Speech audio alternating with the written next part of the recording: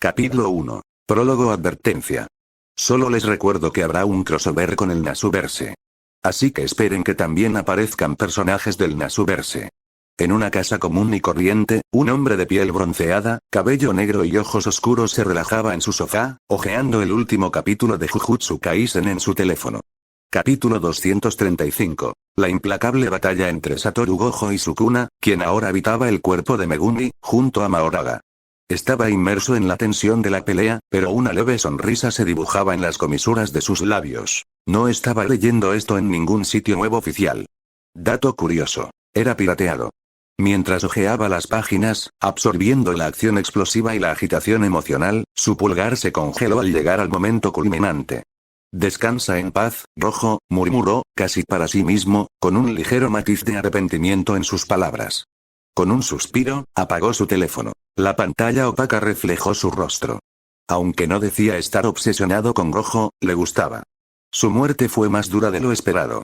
Quizás fue la inevitable caída de un personaje aparentemente invencible o el vacío que dejó su ausencia. Reclinándose, el hombre dejó vagar su mente, sus pensamientos vagando por el caótico mundo de Jujutsu Kaisen.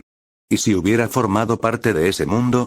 Solo una figura anónima entre la multitud o tal vez un personaje al margen, observando desde la barrera cómo los hechiceros libraban sus batallas. Claro, era un mundo peligroso, pero pensó que estaría a salvo si se alejaba lo suficiente de Japón. Pero entonces, si estuviera allí, ¿podría simplemente observar? No. En el fondo, sabía que quería cambiar las cosas. Arreglar la tragedia sin sentido. La espiral de Geto hacia su era de racismo, el robo enfermizo de su cuerpo por parte de Kenjaku y el prematuro final de Gojo. Se imaginó ayudando a Megumi a perfeccionar su técnica, dándole la ventaja para evitar convertirse en un hombre en potencia a ojos del fandom. Todo fue solo una ensoñación, por supuesto. Una fugaz evasión. Jaja, imagíname en ese mundo, rió entre dientes. Probablemente me moriría de la risa al ver una pequeña maldición con forma de araña o cucaracha. Blin. El repentino timbre de su teléfono rompió el silencio. Miró la pantalla y vio un nuevo mensaje de su hija. Una foto de ella con amigos, sonriendo y riendo.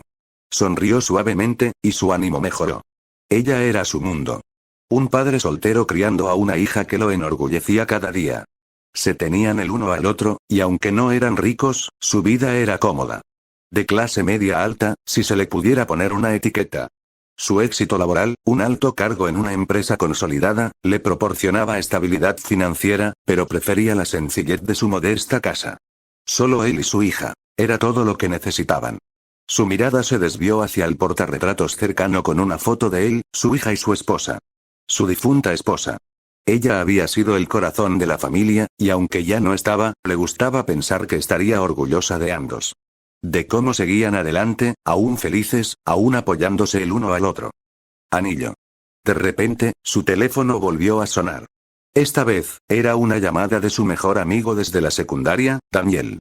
David contestó, y la voz emocionada de Daniel se escuchó por el altavoz. David, ¿has visto el capítulo 235? David no pudo evitar sonreír. Sí, tío, lo vi.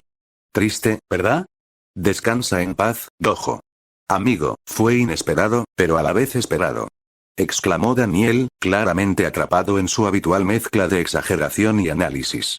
David arqueó una ceja, intrigado. ¿Ah? ¿Cómo puedes decir eso? Bueno, piénsalo, continuó Daniel, con un tono más pensativo. Gojo ha sido presentado como una figura intocable y poderosa desde el principio, ¿verdad? Pero esa es la cuestión. Personajes como él, sobre todo en shonen, se enfrentan a una caída estrepitosa o se convierten en personajes decisivos. Los guionistas no pueden dejar que alguien tan fuerte se quede para siempre sin alterar el curso de la historia. David asintió levemente, asimilando la lógica. ¿Entonces dices que era demasiado poderoso para mantenerlo con vida? Su existencia inclinó demasiado la balanza. Exactamente, respondió Daniel. Narrativamente, alguien como Gojo debe ser derrotado, o la historia corre el riesgo de perder tensión. Es trágico, pero tiene sentido pensándolo bien. Además, abre espacio para que otros personajes crezcan. Si Gojo sigue vivo, nadie más tendrá su momento de protagonismo. David se recostó en el sofá. Entiendo lo que dices. Tiene sentido cuando lo planteas así, pero no esperaba esa muerte. Daniel se rió. Sí, todavía no lo supero. Pero bueno, ahora veremos qué pasa con los demás. Megumi, Yuji. Tienen mucho que cargar ahora. ¿Tienen mucho que cargar ahora, eh? Murmuró David. Me vino a la mente Yuji Itadori, el protagonista de Jujutsu Kaisen. Era un adolescente bondadoso cuya fuerza no residía en sus habilidades físicas, sino en su inquebrantable compasión. A pesar de verse arrojado al caótico mundo de la hechicería Jujutsu, donde la muerte siempre acechaba, Yuji se aferró a su brújula moral. Luchó por proteger a la gente, aun sabiendo que el mundo estaba lleno de maldiciones, oscuridad y decisiones imposibles. Su camino fue de autosacrificio y crecimiento, luchando constantemente con la carga de ser el vehículo de su cuna. Yuji fue una figura trágica en cierto modo. Nunca pidió el poder que lo obligó a entrar en el mundo de las maldiciones, pero lo aceptó, soportando el peso de su destino con serena determinación. Representaba la delgada línea entre el poder y la humanidad, siempre luchando, no solo contra las maldiciones, sino contra el miedo a perderse a sí mismo. Los pensamientos de David se detuvieron en eso por un momento. Yuji no era el tipo de héroe que buscaba la gloria. Era de los que intentaban salvar a todos, incluso si eso significaba sacrificar su paz. En cierto modo, le recordaba a David su vida, las responsabilidades y decisiones silenciosas que tomaba a diario por su hija. ¿Tienes algo en mente, David? La voz de Daniel lo devolvió a la realidad. David rió suavemente, con la mente aún divagando. Bueno, se me ocurrió una idea loca, ¿y si reencarnara en el mundo de Jujutsu Kaisen? Ja ja ja. ¿Ah? Preguntó Daniel con curiosidad. Cuéntamelo. Bueno, David dudó un segundo, pero luego cedió con una sonrisa. Para empezar, probablemente querría mantenerme lo más lejos posible de Japón. ¿Con cuánto peligro corre ese país? No, gracias. Pero claro, conociéndome, me vería involucrado de alguna manera. Daniel se rió al otro lado de la línea. Claro. ¿Pero qué harías? ¿Intentar mantenerte al margen? Probablemente intentaría evitar las grandes batallas, pero seamos realistas. Querría cambiar algunas cosas. Ayudaría a Megumi y me aseguraría de que Yuji no cargara con tanta culpa. Quizás avisaría a algunos personajes secundarios para que no murieran en algún ataque de maldición aleatorio. Ya sabes, arreglar algunos agujeros en la trama o evitar que ocurrieran las peores tragedias. Daniel tarareó en señal de acuerdo. Me gusta. Serías el que arregla todo tras bambalinas. El que mantiene todo en orden, ¿eh? David sonrió, imaginándose en ese mundo. Sí, puede ser. Pero claro, conociendo mi suerte, acabaría en una pelea con una pequeña y espeluznante maldición y me eliminarían antes de hacer nada útil. Ambos rieron, el pensamiento resultó extrañamente reconfortante a pesar de la sombría premisa. ¿Y tú, Daniel? Preguntó David con curiosidad. ¿Qué harías si reencarnaras en Jujutsu Kaisen? Daniel no dudó. Probablemente intentaría hacer lo que piensas, arreglar las cosas entre bastidores. Pero si algún dios me pusiera una condición, querría ser el padre de Satoru Gojo. David parpadeó, sorprendido. ¿Su padre? ¿Por qué? Daniel se rió como si la respuesta fuera obvia. Sencillo. Criaría a Satoru desde el principio. Le daría una buena educación y me aseguraría de que entendiera cómo usar su poder responsablemente. Claro, haría lo que tú harías, pero también me centraría en ayudar a los personajes que lo rodean, como Junpei. ¡Ay, Junpei! David abrió mucho los ojos al recordar al personaje. Me había olvidado de él.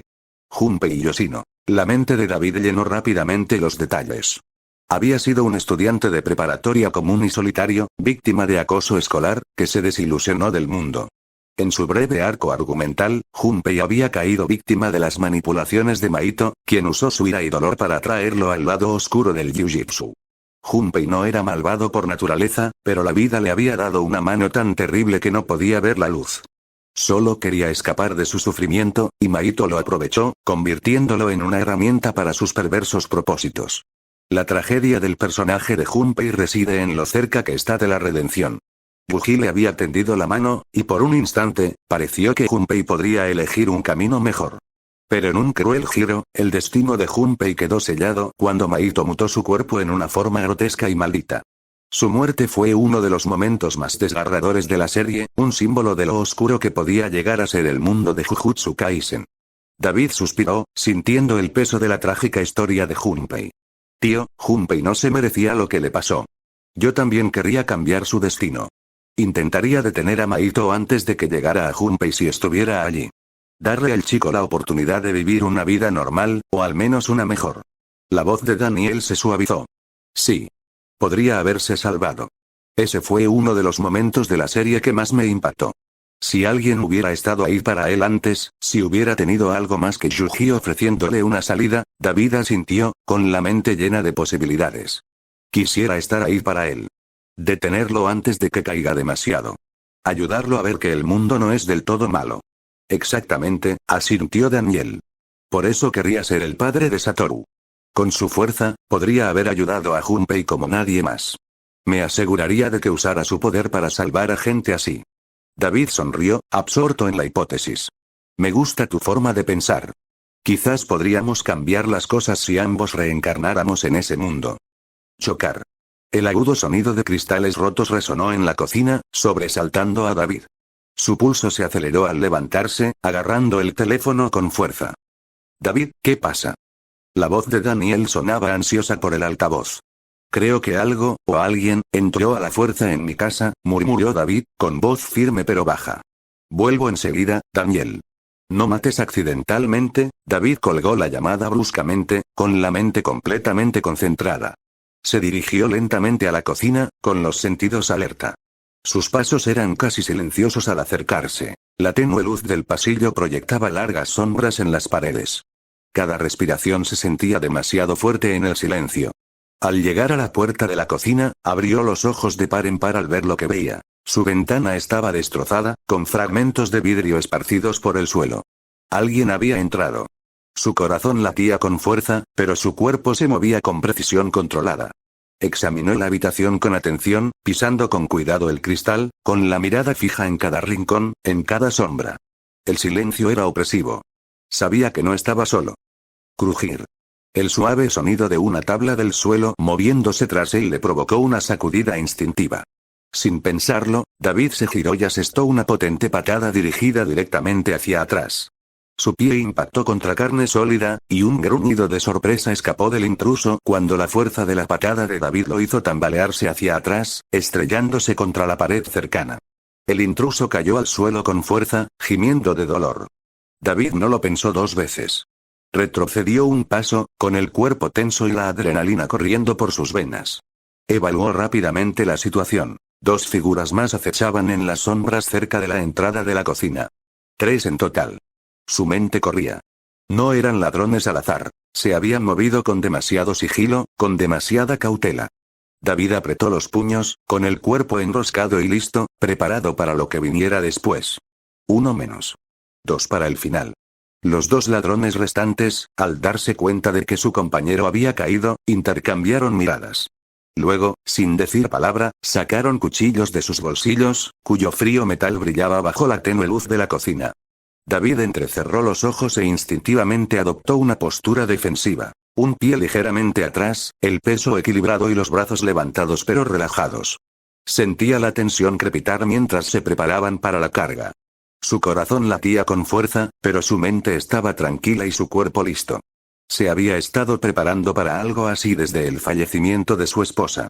El dolor lo impulsó a aprender Aikido, no solo para ocupar su mente, sino para protegerse a sí mismo y a su hija. El Aikido no se basaba en la agresión, sino en usar la fuerza y el impulso del oponente contra él. Era fluido y reactivo, integrándose con la energía del atacante para neutralizarlo sin una fuerza excesiva.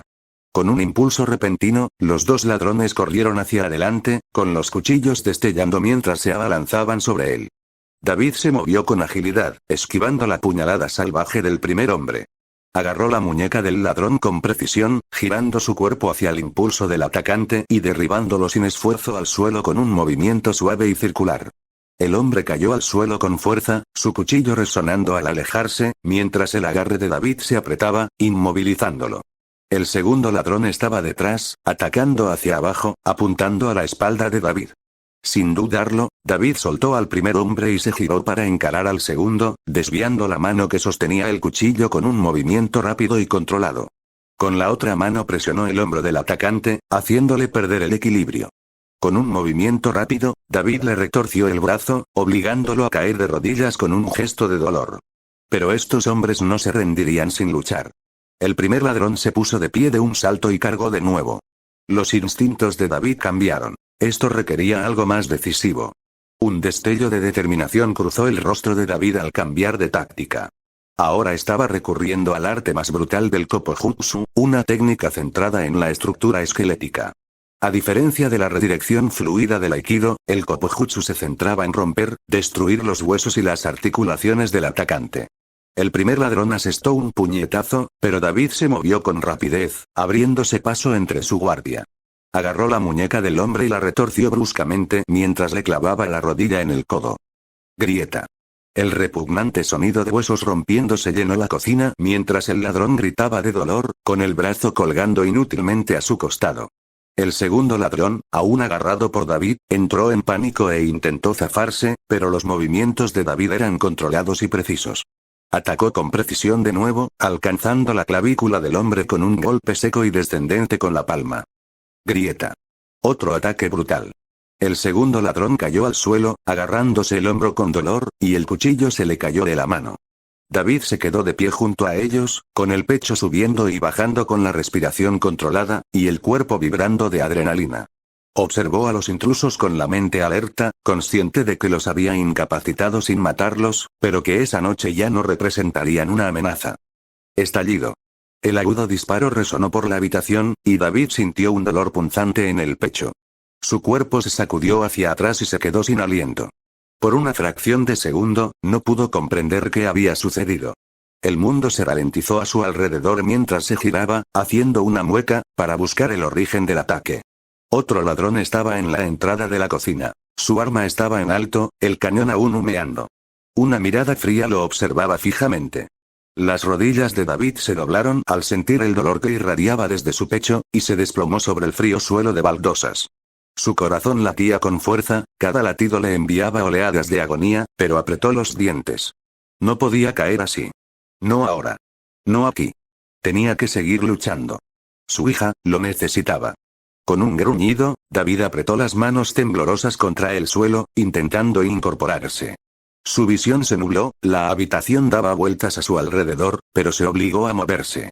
El sudor le goteaba de la frente mientras se ponía de rodillas, tembloroso, con la respiración entrecortada. Se negó a morir aquí. Estallido. Se oyó otro disparo. El impacto fue brutal, lo golpeó de nuevo, y esta vez, David se desplomó de golpe en el suelo, jadeando de dolor. La fuerza abandonó sus extremidades y sintió el calor de su sangre extendiéndose bajo él. Su visión comenzó a nublarse, y el mundo se oscurecía a cada segundo. Su vida pasó ante sus ojos. Los recuerdos se entremezclaban. La sonrisa de su esposa, la calidez de su risa, la suave caricia de su mano. Vio a su hija, sus ojos brillantes y su rostro inocente. Ella se aferró a él de pequeña y siempre confió en que la protegería. Daniel, su mejor amigo desde la secundaria, siempre ha estado a su lado. A David le dolía el corazón. No podía dejarlos. No podía dejarla. El rostro de su hija rondaba en su mente, su voz resonando en sus oídos. Le había prometido estar ahí para ella, protegerla y verla crecer. No puedo morir ahora, susurró, apenas capaz de formar las palabras mientras el mundo a su alrededor se desvanecía. Pero el dolor era abrumador. Sentía el cuerpo pesado, las fuerzas le faltaban. Su visión se oscureció aún más, los sonidos del mundo a su alrededor se desvanecieron en silencio. Intentó aferrarse a la imagen de su hija, su rostro, su sonrisa, pero incluso eso empezó a desvanecerse. El mundo se volvió negro. David abrió lentamente los ojos, parpadeando ante la opresiva oscuridad que lo rodeaba. Su cuerpo se sentía ligero, casi ingrávido, mientras se ponía de pie lentamente. El pánico lo invadió mientras observaba frenéticamente su entorno. ¿Dónde estoy?, murmuró, su voz resonando extrañamente en el inquietante vacío. Todo a su alrededor era oscuro, sofocante, pero a lo lejos, tenues estelas de humo blanco flotaban perezosamente en el aire. Parecían brillar tenuemente, como volutas etéreas perdidas en la noche, arremolinándose y danzando a un ritmo sobrenatural. Un escalofrío recorrió la espalda de David. Algo no iba bien. El aire era denso y pesado, con una presencia inquietante. Y entonces, la oyó. Una voz profunda y resonante que parecía provenir de todas partes y de ninguna. Tú, David se giró, con el corazón latiéndole con fuerza. Se quedó sin aliento al ver de dónde provenía la voz. Una sombra enorme e imponente se cernía ante él, con una forma vagamente humana, pero envuelta en una ominosa niebla roja y parpadeante. Sus ojos brillantes atravesaron la oscuridad, fijándose en David con una intensidad que lo heló hasta los huesos. El miedo se apoderó de él y sus piernas temblaron. ¿Quién eres tú? Logró preguntar, su voz era apenas más que un susurro, cargada de miedo. ¿Era esto? ¿Era la parca, que venía a robarle el alma? Su corazón se aceleró, las frías punzadas del terror recorriéndole las venas. La presencia de la sombra se sentía como la muerte, antigua e imparable, acercándose a él. Su mente le gritaba que corriera, pero su cuerpo estaba congelado, paralizado por el miedo. La sombra roja se acercaba, su presencia se volvía más opresiva a cada paso. David sentía un peso sofocante en el pecho. No podía respirar. Estaba justo delante de él, la niebla carmesí se arremolinaba a su alrededor como una violenta tormenta. Cerró los ojos con fuerza, preparándose para el golpe inevitable. Esperó. Cada segundo parecía una eternidad, esperando que el frío agarre de la muerte lo arrastrara hacia abajo. Pero, nada. David abrió los ojos con cautela. La oscuridad había desaparecido. Parpadeó confundido, con la respiración entrecortada. La aterradora sombra se había desvanecido, y en su lugar había una habitación tradicional japonesa. El contraste era impactante. Los tatamis que pisaba estaban impecables, suaves bajo sus pies. Las paredes estaban hechas de finas vigas de madera intercaladas con elegantes biombos de papel de arroz. Exquisitos faroles colgaban del techo, proyectando una cálida luz dorada sobre la habitación, resaltando los intrincados rollos de caligrafía que adornaban las paredes. Una mesa baja de madera pulida ocupaba el centro de la habitación, y un tenue aroma a incienso flotaba en el aire.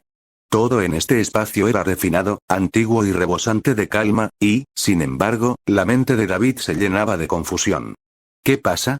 Susurró, con el corazón todavía latiéndole con fuerza en el pecho. SHHH. El suave sonido de una puerta corrediza resonó por la habitación.